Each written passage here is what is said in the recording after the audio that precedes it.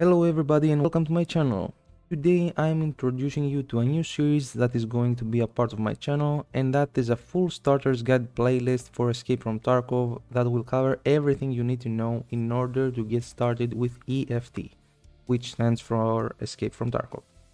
And I'll be talking for things like economy, traders, the flea market, tasks, loadout options, armor, guns, and everything else that you need to know more about. So in case you don't want to miss all these, I would be more than thankful if you could show your support by hitting the subscribe button. It means a lot to me. So now let's say that you launched the game for the very first time. This is what you're going to see. You're going to see this screen. A few words for the game before we start. Uh, Escape from Tarkov is considered a, a hardcore actually, survival first-person shooter with RPG or MMORPG, I'm not sure, elements. What does this mean? It means that it's a first-person shooter, of course. You only see the gun of the character that you are controlling. If he has a gun, you are actually viewing the game from a first-person perspective, like you're seeing through your character's eyes. To be more precise, hardcore because I'm actually leaving that for the last part. Let's go to survival. Survival because you need to pay attention to the energy and the hydration of your character, which if they actually go down to zero, you're going to suffer damage, which will lead to death eventually. You also need to be aware of your health and other effects like heavy bleedings, fractures to your bones, and a lot of stuff that we won't talk right now because I want to keep that video detailed and short at the same time. So I'll skip the medical stuff for it will actually be the second or the third video of this playlist. Now, the hardcore part, I will just tell you very briefly that when you die, you actually lose everything that you were carrying with you. Just there is a little exception that I will tell you later about. Now, let's say that we hit Escape from Tarkov.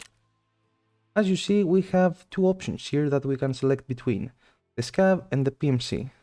So, something else that I didn't tell you is that the game is featuring artificial intelligence in the form of Scavs. So, it's like you are taking control of a Scav, an AI, and you're actually friends with these guys. You don't want to kill them, and there are also other players who are controlling Scavs. You can later in the game, when you play a little and you can judge from the behavior, you'll probably be able to spot who is a player Scav and who is a regular AI. So why you have the option to play as a Scav? Because you can join the game with a loadout that you see this Scav wielding. He's wielding a shotgun, he has a tactical rig, a small backpack that you can judge from this thing, this cord or whatever it's called, hanging from his shoulder to his waist, this hat, Ushanka I think it's called, and a lower face mask. So you actually get these items for free, and if you survive and don't die, you can carry these items and everything else you find in the raid to your inventory, and you can use it by this guy who is your main character, the PMC, which I think stands for Private Military Company or something. He's actually a hard soldier, a mercenary, who has arrived in the city of Tarkov and do things he needs to do in order to survive. So yeah, this guy, in order, as you see, actually he's not wearing anything besides this armband.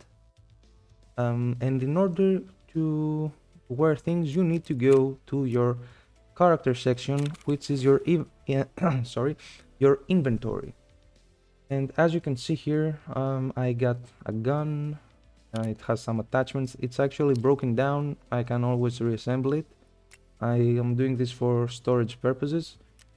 This over there is your stash. Mine is not in a pretty good spot right now. It's actually really messy and I need to tidy it up a little bit. But in general, this is your storage, let's say. This is where you store all the loot that you buy, actually the gear that you buy and the loot that you bring from the raids, and you can either sell it or use it in a future raid or give it to a trader to complete a task, and a lot of things that we're still going to tell more about later. So for now, just keep in mind that every item has its own, every piece of gear, actually not every item, has its own slot. As you see, this is considered a tactical rig that also has armor in it. So it goes there, and as you see here, these are pretty self-explanatory. This is for headset, helmet, face cover, body armor. If I try to equip a body armor along with, oh, I don't have a body armor here. Maybe I have one here, no? Here, yeah. If I try to equip a body armor, as you see, it's conflicting with the tactical rig, and that's because my tactical rig already has some armor combined in it. So, this is your inventory. As I said, I don't have a lot of things to tell you right now. This here is more important than what I already told you. In this thing, in case you bought the, let's say, the less expensive edition of Tarkov, you have a thing that has 4 squares here. It's 2x2, this container. Mine is gamma container and it's 3x3 because I bought the most expensive, the Edge of Darkness or something edition some years back, like I think 4 years back. I don't remember. 5, I think. I think it was 5 years. So well, you can always progress through the game and get a better one if you complete all the tasks you're given. A container that is called Kappa, and it actually features, I think, 12 slots. It's 4x3, and everybody can get it. Not and the edition that you own doesn't have to do with it. Regardless of the amount you paid for the game, you can always get the best container as easy as I would get it, and it's actually not very easy because you have to complete a plethora of tasks. Okay, up there you can see your currency. I have 1 million rubles, which is like the main currency of Tarkov, but these over there are used with a priority of rubles, dollars, and then euros. I have actually almost never used euros for anything, maybe just 2 or 3 attachments that the traders sell. This is a compass that you get from a quest. It helps you to not get lost in some maps. And now let's go to trading. And as you see, here are our traders, which were formerly known as dealers. I don't know why they changed it, but and I don't also know why I'm mentioning it. So we have a guy called Prapor, therapist, and here peacekeeper, mechanic, ragman, and Jaeger, I think he's called. I don't know how people call him, but I call him Jaeger. So, first of all, what are we doing with these guys? We are trading things. So he can sell us things and we can sell things to him. But every trader is actually giving the best prices for what he's most interested for. So this guy, if I go to sell him a pack of nails, he will give me 2000 rubles. If I go to sell him the Asval, he will give me 43,000 rubles.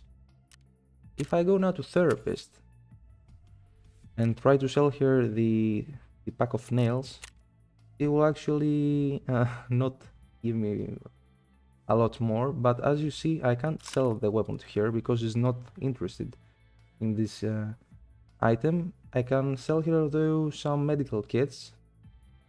I can sell her a bottle of water, the tourniquet, which is a healing item that we will speak about in another video. As I said, I want to keep it as short as possible, and I'm not quite sure if I will accomplish that.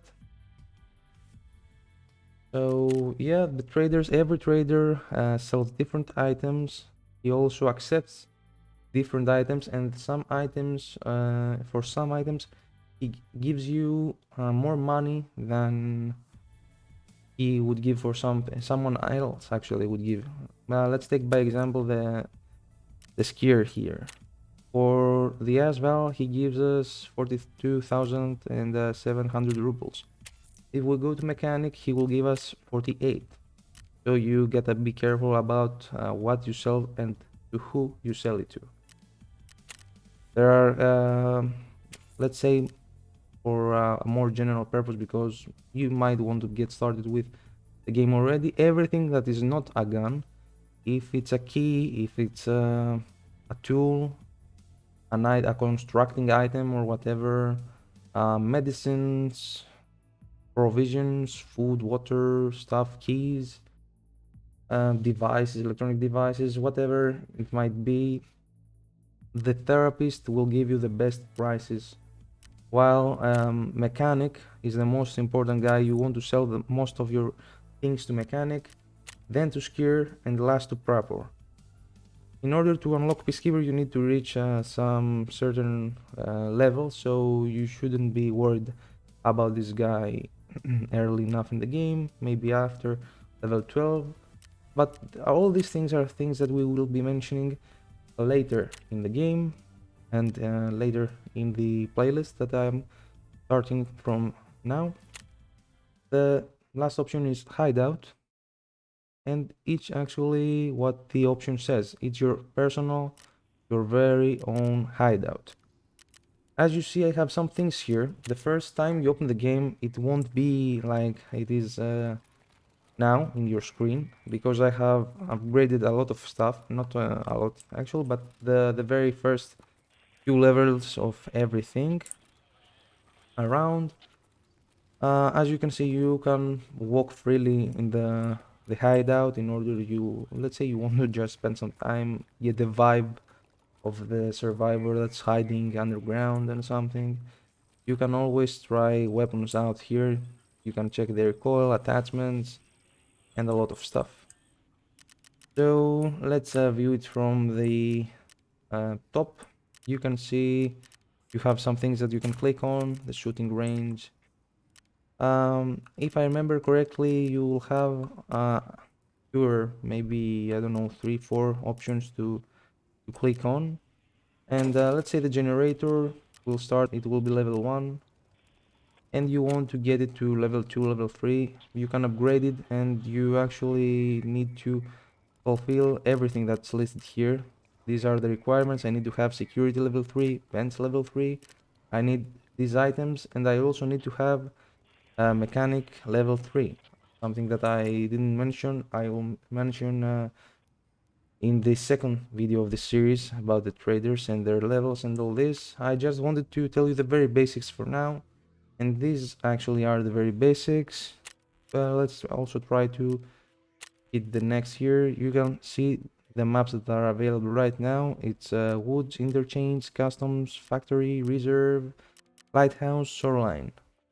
You can't play yet on town, suburbs, street of Tarkov, and terminal. The last entry was lighthouse, and we also have labs, but or the lab, which you need a special keycard in order to enter, and you're not going to bother with this map probably until your late 30s. So that was it for today. If you enjoyed the video, you can always show it to a friend of yours, and maybe it can help him out, learn a thing or two. And if you want, as I said in the beginning, you can subscribe for the rest of the videos that are about to come to the channel.